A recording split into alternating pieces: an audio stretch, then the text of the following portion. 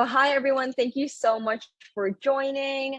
I'm super excited to kick off one of our first webinars featuring one of our favorite people in employee engagement, Theo. So we're going to start off with introduction. So I'm Jade, one of the co-founders of Epoch, and the intention for these webinar series is to share learnings. I know there's a lot shifting in employee experience right now, especially return to office, hybrid work.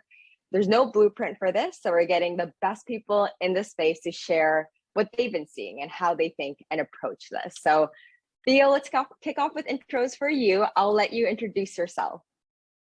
Sure. Hi, everybody. I'm Theo. I'm an employee engagement manager at Modus Create. Modus is a tech company, and we are global, which means I handle a lot of time zones and a lot of people. And I'm based in beautiful Costa Rica. So that's a little bit about my work side, maybe my personal side. I have a dog, so he takes a lot of my time, and I read a lot also. So that's me. I love that. And Theo also has an incredible podcast on employee engagement that we'll share with everyone afterwards too. And yeah, if everyone wants to put in the chat where they're based right now, that could be cool to get the chat started. And while you input that, Theo, we can dive into a few questions. How about that? Yeah, perfect. Amazing. So Theo, to get started, how did you get into employee engagement? What interested you? Oh my gosh. Okay, so I started my journey back in HR, and it was recruitment, I don't know, almost 9 years ago. And it was, oh my gosh, I love seeing so there's somebody from Costa Rica, which I don't know why they have your name too, but that's funny. No, I was saying everyone has my name right now because I resent the calendar invite. So everyone, I think, went in with my name. So a lot of Jade choice here. It is not me letting the chat. A lot of people from the US, from Canada. Awesome. So I started working in recruitment, and from that point on, I definitely knew that I wanted to work with people, right? And not specifically in HR per se. So I started working in HR as usually we do. And through HR, I started doing employee engagement just because I liked it, not because it was part of my role or because back then that was not a thing, at least. And in Costa Rica, there's a lot of things that are not as in US. So definitely employee engagement was not a thing. It was not even, didn't have a name. But I started doing just because I started knowing the people working on the companies. And I started noticing, I don't know, they wanted to do an event. So we did that. And that's how I got into it, but more specifically now that I have the title per se, because it's always been part of my role because I wanted to, was I was working as HR for Modus, and we started growing a lot. When I came in, we were 100 maybe, and now we're almost 500, which is insane. So I started growing into doing both roles, right? So employee engagement and HR. And I couldn't handle both with, I don't know, 17 time zones and a lot of people and Slack and being remote 100% before COVID hit. So that's how I got into it specifically. We decided to divide those two up. So that's how I got into it. That's awesome, Theo. And I know employee engagement is so broad. Everyone interprets it a little bit different. So how do you think about it? How did you make the case that this deserves to be its own role at Modus? Well, first of all, because I couldn't handle both things, but most importantly, because I thought there were a lot of good ideas that I had or people even had, and I couldn't develop because I just didn't have the time, right? I was doing two things, two roles, and I wasn't able to do both things. And people were really asking to have those things. So that's why I think it's so important, at least at Modus, because people have a lot of ideas. And if you're in the tech world, you know that developers have a lot of ideas of their own and they think they can do everything better. So, and that's a good thing because they have a lot of ideas for me, but I wasn't able to do them. So I feel like having a dedicated role just for that is important because there's so much to do with a remote team in almost, I don't know, it's 54 or 55 countries now. So there's a lot to do, and I think it's really important for us to have it. Yeah. And what does employee engagement look like right now at Modus Create? I know you all have incredible initiatives and events, but would love some examples that like really stand out to you and for your employees. So really, for us, it's not about like, yeah, we do have events because again, we use Epoch for everything, which if you haven't heard about it is awesome.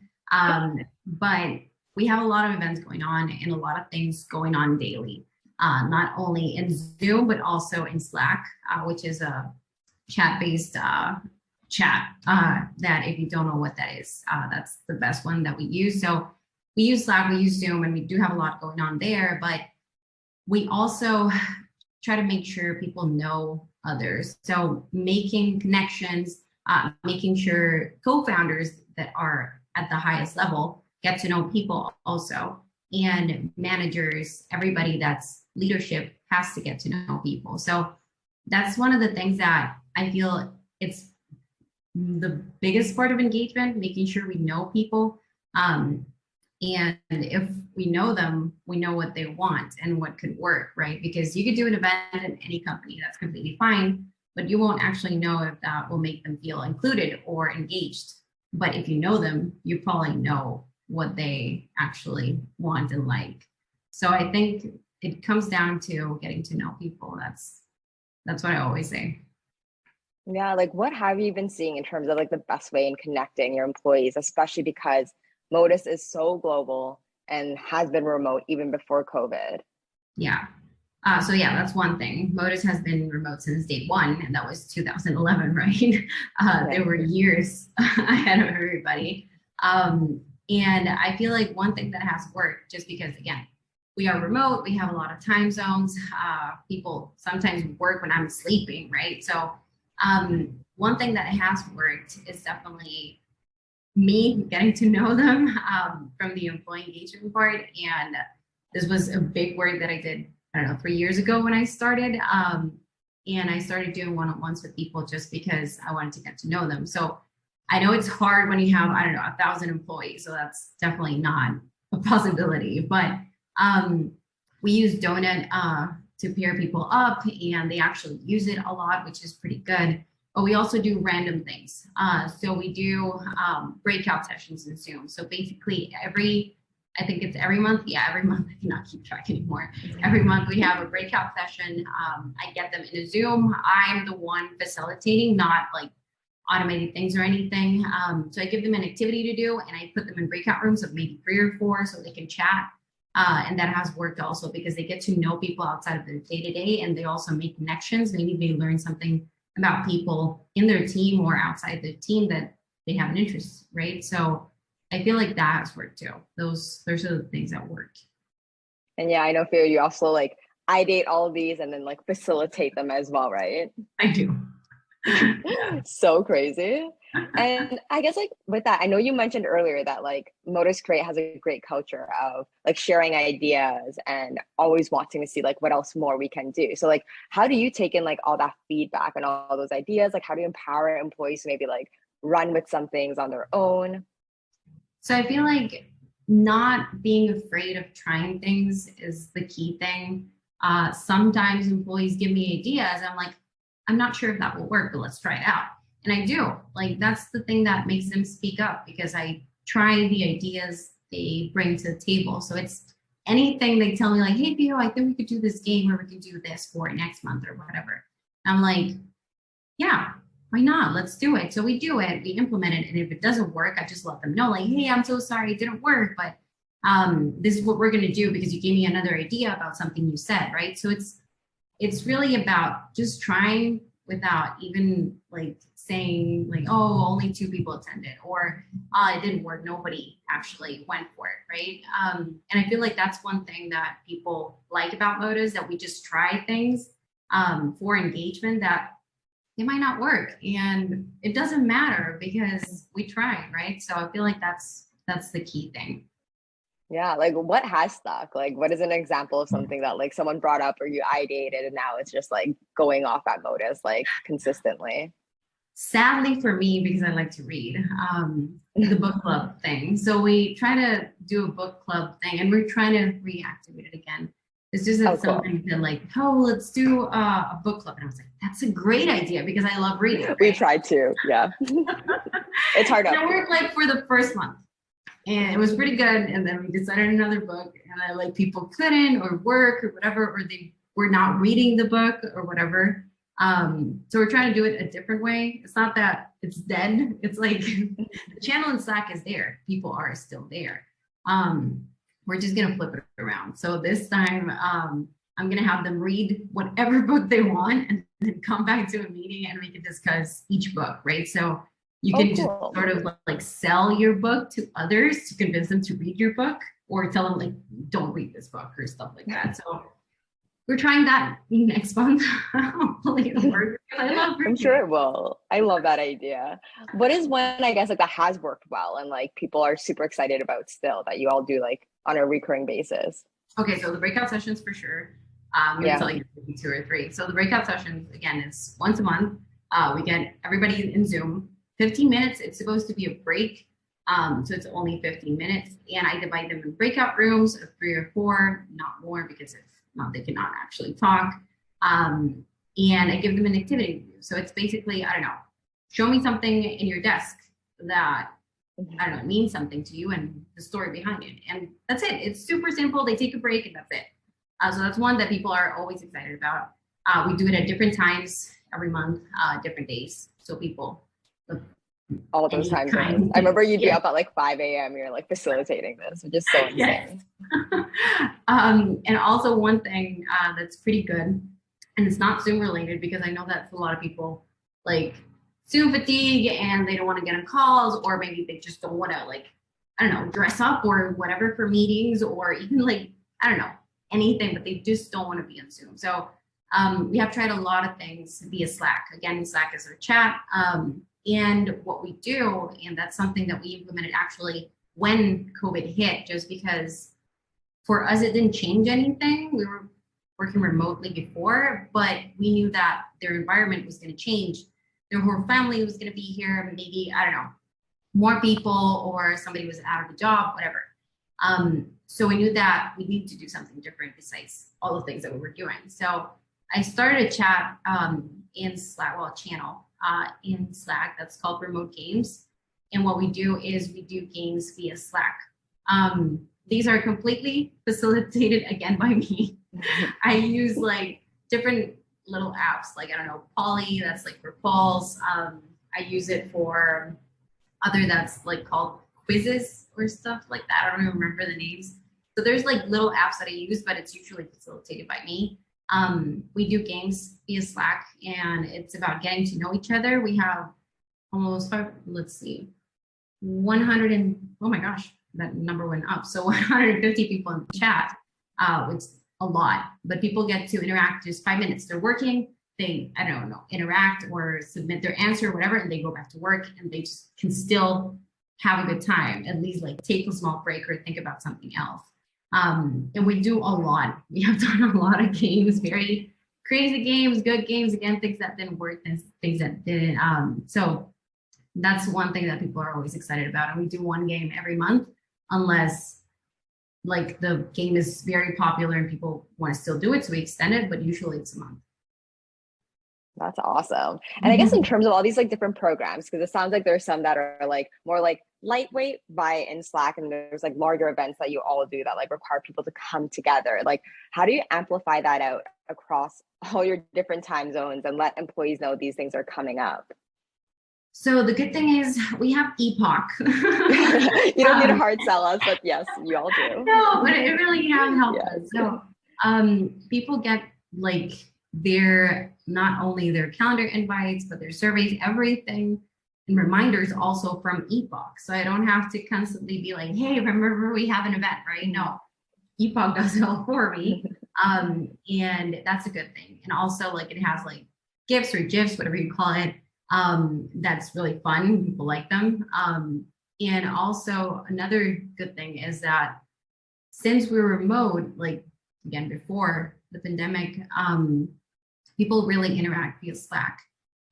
So we use Slack as we can, not only with Epoch, but if somebody else, like usually it's not me reminding them, it's somebody else like, hey, Theo's planning this event. I'm like, and they're everybody getting hyped up about it. I'm like, oh, that's good. They did that for me, which is good. But they can have like they're excited about it, and it's via Slack.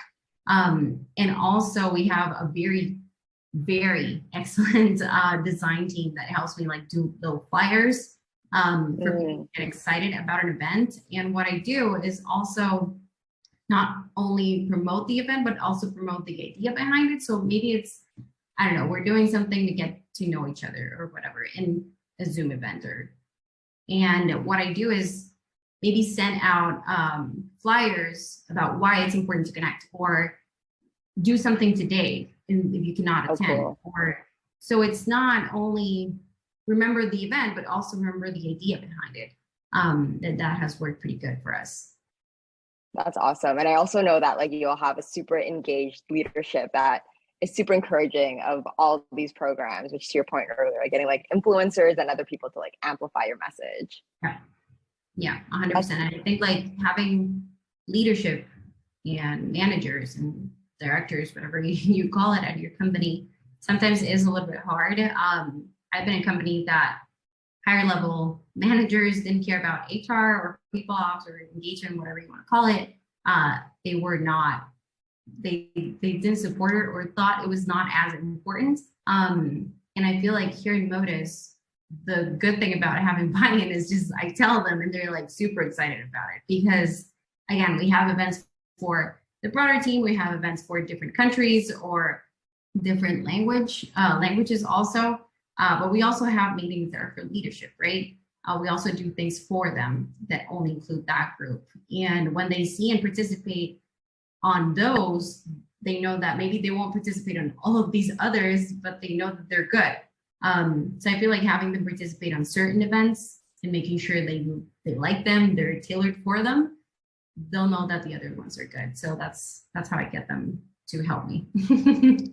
That's awesome. Yeah, leadership buy-in has been like a hot topic lately, because to your point, some companies really just naturally care and others you need a bit of pushing and like influencing. And it seems like that's the best way, just get them involved. Yep, 100%. And then I guess like feel like, how do you think about like measuring these programs' success? I know you mentioned earlier that like it's not all about attendance and people want to engage in different ways. So like what is your mindset into it? And then like how do you tangibly track it over time or approach it? So again, Epoch, can help me a lot to this surveys part, right? So it's not only if they attended, but how they felt about each event or anything, each initiative going on. And also we do engagement surveys. So we actually do a lot of surveys. So we do a big engagement survey that goes on every 6 months, which is larger one, right? And we do one every month, but it's just one question. It's just like, how are you today? Or how are you feeling about Modus? Or how are you feeling about your workload or stuff like that? It's really easy to answer. And we also have like quarterly, those are not surveys, those are polls to say. So I usually send them like, did you take a break? Did you, were you able to stand up from your desk today? Were you able to log off from work or stuff like that? That really makes sure that we're supporting their work. We're supporting how they work, not only their work life, right? But after it, can you take a break? Can you do this or that? And I feel like that's important because they can work better and they'll feel supported by us. So that's what we do. We definitely do a lot of surveys. And off like one-on-ones, people usually come to me, and that's because I built a relationship with them before. And I still do because I do onboardings, but with new people. But I mean, before, like when I came in, there were a lot of people that I was not going to onboard, right? So I had to get to know them. People still reach out to me like, hey, Theo, can we talk? I'm like, sure. And I drop everything and I talk to them to see what's going on. So I feel like measuring those are good, and having surveys, some people say like it's too many surveys or whatever, but for us it works, and it really depends on what works for each company.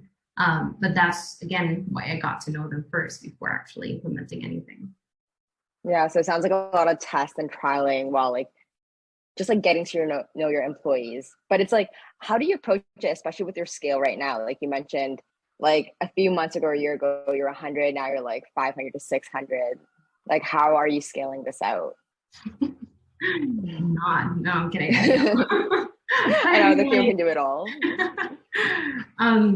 So basically, if I had, like, again, I'm going to say it a million times because I have to. If I did not have Epoch, I don't know how I would be doing all this. Like, before I was sending out surveys myself, I was getting all the metrics from different sheets even, and everything was very, very manual, and no, I could not do it. But now it's very, like, I just create an event and everything else happens, right? So I don't have to track anything, just get the surveys or the results after.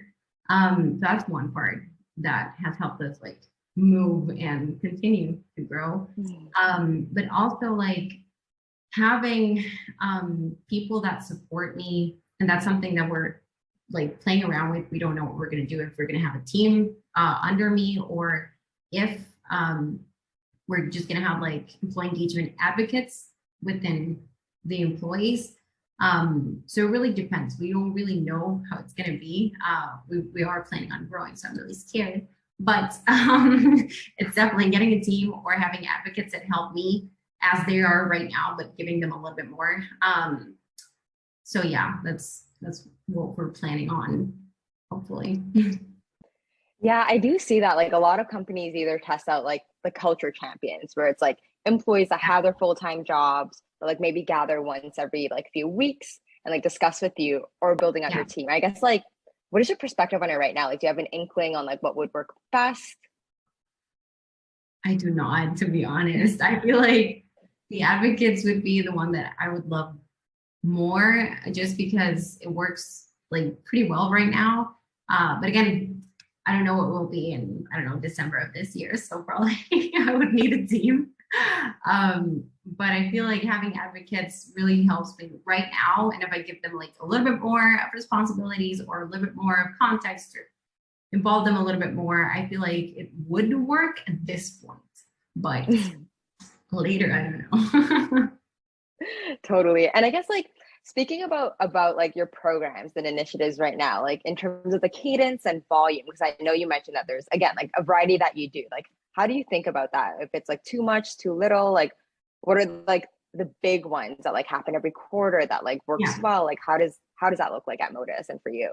So think about too many events or not enough. That's something that, to be honest, I feel like we've gotten to really good points, but this has been a journey of like, I don't know, probably a year and a half or a little bit more that we've been trying to think about that.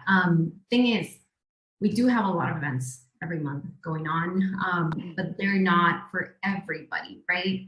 And this is something that I've talked with other people from other companies, when I tell them like, don't get discouraged when only 2 people joined the whatever event you were doing, because maybe you made their day and it's 2 people, right? So we have a lot of events going on, but there's like different types of events, right? So there's like per country. Most countries where there are like maybe more than, I would say, 5 people on them, they usually get together in Zoom every month. So that happens every month, and that's different countries, right? So that's a lot. So that's like Brazil, for example, that there are a lot. They get together every month. Why? Because they can just like chat in their language and like talk about whatever is going on in their country, right?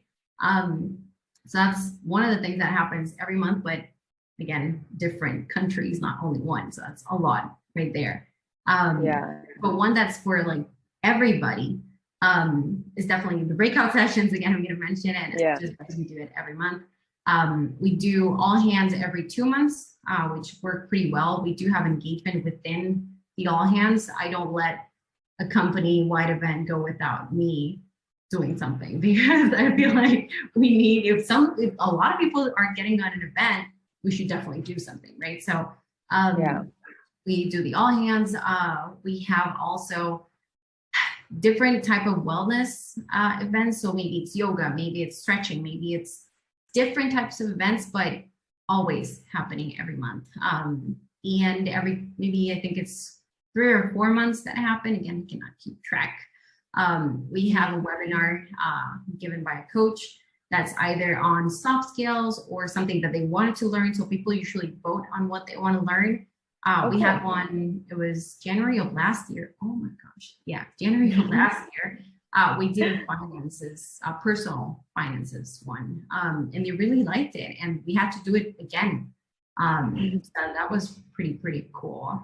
So yeah, those are the ones that happen on the broader, let's say, like scale, but others, again, there's a lot going on that are really small teams. How do you approach that? Because a lot of people are thinking about like, okay, do we enable like community hubs, like grow deeper connections, which is kind of like what you all do with like Brazil and like all your different countries, or like, do we drive it on like a team level and then we just support their connections? Like, how did you approach it and how do you like kickstart it? Kickstarting it, I feel like they all came from me, like either organizing or facilitating, and then I was like, okay, you are still gonna do it. Like I chose someone, yeah, and then they just continue to do it without me. So it really depends on what you want to do. Because, for example, we have a team of project managers that I see them on Epoch. I don't attend because, like, again, I cannot. But they have a happy hour every month, and I see it on Epoch. And I'm like, oh, this is happening. This is cool. But I I didn't know. What they usually do is ask for my ideas, and I just give them a lot of ideas of what they can do, and they just go and do them. I did facilitate the first one, same thing. And we're having a marketing one that they want to start to do it every 2 months. And I'm going to facilitate the first one, and then they'll do it on their own. So I feel like it really is about what you said at the beginning, like how do I empower people? Just telling them that we need to try and just see if it works. And leading by example, because I have tried things in Slack, like publicly, like, we're going to do this. And then I'm like, oh, this didn't work. Thank you. So they know I'm not afraid of doing it. And they know that it's not a big deal. So yeah, that's how we do it. That's so awesome, Theo. And I guess like with that, like my last few questions for you is just like in terms of your mindset, because it's tough being essentially like what you do at your company. You're like the cheerleader, you're like the face of like all these programs and like employee engagement. You're facilitating, you're organizing, you have your own stuff to do. Like, what is your mindset when you're like thinking about this? I'm sure you get tired. Some days you don't want to show up and like be that like facilitator. I don't get tired. Come on, no. Oh my gosh, I do. So that's one thing. That's a really big thing. So you're supporting them, right? You are being the cheerleader and the person that's like super happy on calls, and you'd be like, hey guys, and welcome here everybody, and doing all the activities. That really takes a toll on you, and definitely has on me, because you are making sure they're happy, but who's making sure you're happy, right? So that's one of the things that is really hard, and it really depends on the company, on your leadership, everything. But for me, especially, I try, and again, I've been able to do this because of Epoch now. I try to take time off, definitely. And I don't mean a day, I mean like a whole week that I didn't do before, because people, like events didn't happen if I was not there. But now with Epoch, I can just make them happen, and I will not be there, and I'm good. So that gives me peace of mind that things are still happening when I'm not there. And also definitely now, right, that I have Epoch, attending the ones that I want to actually attend. So the wellness ones that I'm organizing, I definitely attend those. We just had a meditation workshop, and I definitely attended that. But if we're repeating, I don't know, a finances workshop, and I already heard everything I wanted to, I'm like, okay, I don't need to attend this, right? So I just welcome everybody, and that's it. That is it. So and you're like them facilitating. That's awesome. Yeah, because that's another thing. You have to empower people to do the events without you, because one, you cannot be everywhere, and that's something that people usually tell me. They're like, Pio, you're everywhere. I'm like, I know. Or if you're having a bad day, or if you're, I don't know, something happens in your personal life, and there's a big event that you have to attend, and you have to be like, hey everybody, and you really don't feel like it, that's also really, really hard. Yeah. And for me, I feel like it's definitely getting out, like outside help, outside of work, I mean. And also taking time off. That's the only thing that has worked for me because sometimes I just don't feel like it and you have to fake it, being nice or being whatever, or being super excited about an event or doing a game or whatever your happy hour and you're not that happy. I feel like taking time off has helped me like to just recharge and having that energy just to do that, even if I don't feel like it, but also making sure that I know why I'm doing this. Also helps me when I'm not having such a good day. And it's basically for people, right? And that's the reason that I got here. Like people usually like they give me feedback and that's good, but they also reach out to me via Slack and they're like, Theo, my day was super bad and this event was super good, or you just made my day, made me laugh. I saw your smile and I was smiling, blah, blah, blah, or whatever. And that makes my day. So I usually have a lot of like starred messages in my Slack that I go through, like, so sweet. Like going through them, like, yeah, I'm amazing. Yeah, I'm good. Yes, I'm doing good. Okay, let's do it. So, because sometimes you just don't feel like it. Yes, totally. And if I don't remind myself why I'm doing this, I definitely could not do it. So basically, yeah, those. Those are great tips. I love like, yeah, having that kind of like reinforcement just like at the ready when you need like that hit of like, okay, like there's like a strong why behind this. Yeah. And Theo, with that then, I know we're hitting time, everyone. One of my last questions for you, I guess, is like in terms of like resources that you turn to like get inspiration, because yeah, like things are always evolving. Some things work, some things don't. Like, where do you turn to? I usually go to the Epoch blog, which is pretty good. Theo, your heart selling us. I did not pay Theo to like say any of these things. I don't know, but I really have going into that Yeah. blog. It's really good. The other day I was reading it, I was like, oh, this is a good idea. So that definitely, and I also have like certain blogs that I just go through them, like going through them and seeing what works and what not, or if we could try a new idea. But mostly what I do is go back to the employees and I just ask like, hey, just like randomly whenever I want to, like, hey, does anybody want to jump in a call? They all jump in a call. I'm like, I don't know what to do next month. Let's plan it. And they're like giving me ideas and I just put them all again in a list. And I'm like, yeah, this doesn't work. But some ideas give me other ideas, right? That's the other thing. I also did not study like HR. I studied graphic design. So I'm usually very creative. So people give me an idea. I'm like, but maybe if we could do this, and it's completely the opposite. But there's a lot of ideas that give you ideas. So going back to the people, that's, again, my answer for everything, but definitely works for me. That's amazing, Theo. Well, that wraps up our conversation today. Was there any like last words or parting words that you want to like share with our audience today? Not really, Jade. If you're doing engagement or if you're part of the engagement team and you don't know what to do, you are, I don't know, needing help, you can always reach out to me. I usually get on calls randomly with people from other companies that I usually have a schedule also. So if you want to bounce off ideas, if you want to get ideas from me, I'm an open book. So that definitely, yeah, I can definitely do that. And also there's a lot of questions in the Q&A, but I don't know. Yes. We can tackle a few of these. I know people might have to hop off, but yeah, let's tackle a few of these. Are there breakout events volunteer-based to join? Is there a push to join from managers, company culture?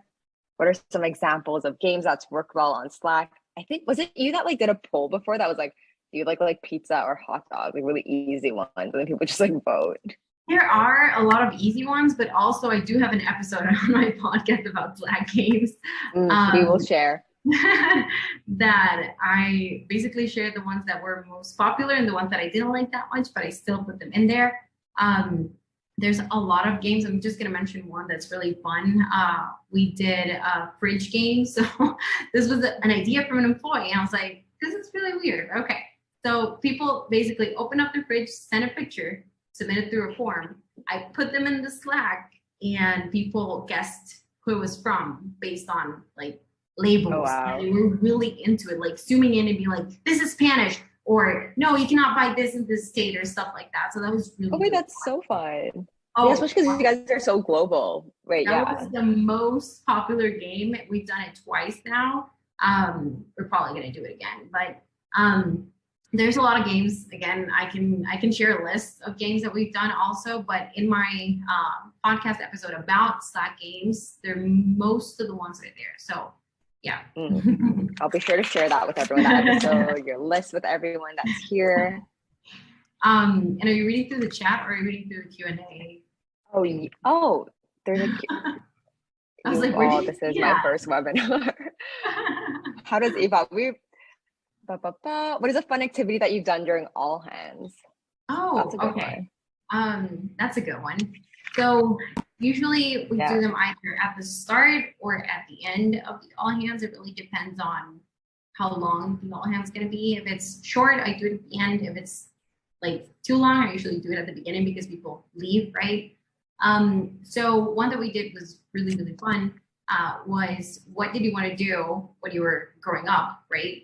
And how does that factor into your adulthood? So people were put in breakout rooms and they shared like, I don't know, I wanted to be a vet, but I thought it was disgusting doing this or that. And they like, when we came back, people were laughing about what they did, or maybe they took it on a hobby, or now it's completely the opposite of what they're doing. So I feel like that was pretty fun because people got to know what they wanted to be and what they're now and what happened in between, right? Or if it's still a dream of theirs or whatever. And people got to know what they did outside of work just because of that. Not because, what is your favorite hobby? No. I have to go back to your childhood and tell us what you wanted to be. So that was really fun. And I can share a lot of activities we've done through all hands. Yeah, that's such a great one because then people can talk through like their journey of then why they didn't want to do it and like how they ended up here. So I love that one. And maybe we'll end off with one more question. I guess, Theo, I'll let you take a look at the question and see which one you think is best to tackle as our last one. So I'm just like if I can answer them because I can type the answers also, so I can do that. Cool. How does Epoch help you lead events when you're not there? That's a good one. I know. I was like, I don't know if I want to choose that one. It's a bit like, did someone from my team write that? And it's like my name. Yeah. So I'm going to answer part of it and you can answer the other part. For me, at least, what it does is one, reminders, the actual invite and everything in Slack, maybe sending out the event and reminding people, and the surveys and everything still happens even if I'm not there again. And secondly, I can schedule them even before. Like if I'm planning my vacation for December, I can plan it now. So our ebook send it on December or whatever. So I feel like that is what helps me. And again, facilitating it doesn't help me, but I usually have people that do that for me. Or if it's an outside vendor, they just run with it. But the invite, everything is set. I don't have to do anything. And I'm sure that it's happening. And I can see when I came back, like who attended, how many people attended, the survey, everything in Epoch. So I don't have to worry about anything. Jade, is there anything else I missed? Theo, you nailed it. Thank you so much for that. And I guess then we'll wrap up, everyone. Theo, it was so great chatting with you. As always, it seems like everyone got a lot from this conversation. I guess I'll let you like have some parting words. I know you mentioned you have your podcast. We'll share that afterwards too. Yeah, no, thank you everybody for your questions. Again, if you want to reach out to me via LinkedIn, I'll be more than happy to chat. I love talking about this. And again, thank you so much, everybody. Thank you, Theo. We'll chat again very soon. Have a great day, everyone. Bye.